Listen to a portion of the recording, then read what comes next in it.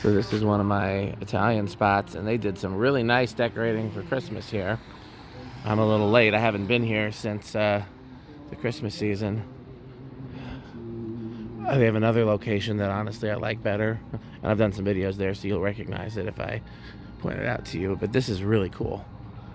Some fans in there too for the fan people.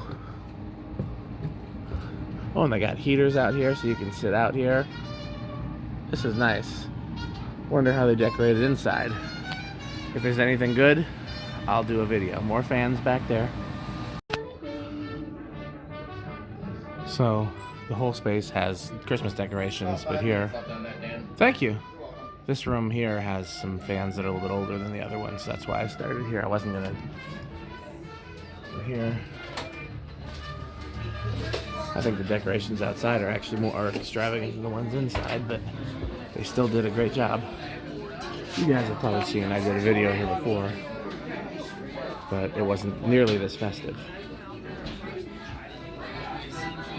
Okay. Thanks for